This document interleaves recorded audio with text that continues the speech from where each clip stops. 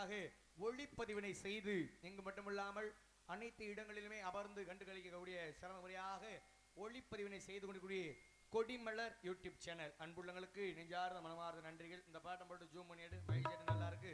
இந்த பக்கம் மேலத்துக்கு ஏற்ற மாதிரி இந்த பிள்ளைய கூப்பிடணும் அப்படின்னா எப்படி தெரியுமா?